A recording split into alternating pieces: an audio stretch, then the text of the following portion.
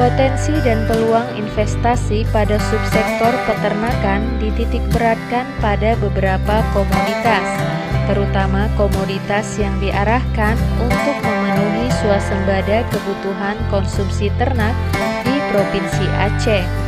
Jenis komoditi ternak yang akan menjadi produk unggulan di Kabupaten Aceh Singkil adalah ternak sapi, kerbau, kambing, domba, ayam kampung, ayam pedaging, dan itik.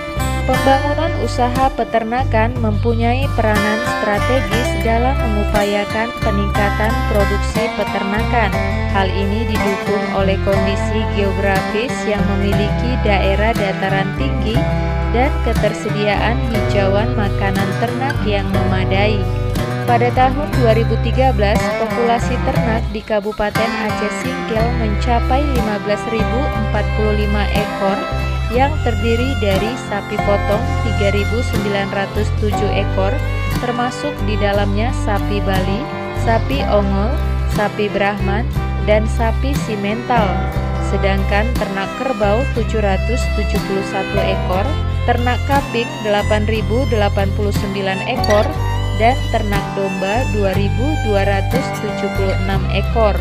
Populasi ternak unggas seluruh kecamatan di Kabupaten Aceh Singkil pada tahun 2013 yang terdiri dari ternak ayam kampung 74.275 ekor, ternak ayam pedaging 32.127 ekor, dan ternak itik 18.983 ekor.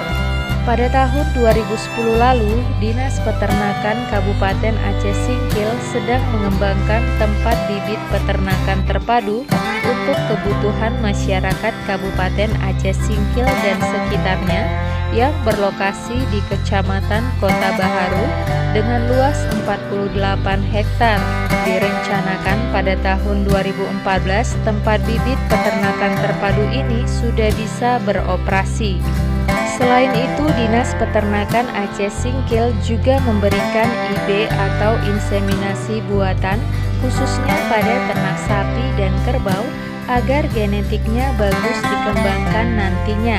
Sedangkan pengobatan untuk ternak, Dinas Peternakan Aceh Singkil melakukan vaksinasi, eliminasi, serta melakukan sosialisasi atau penyuluhan kepada peternak.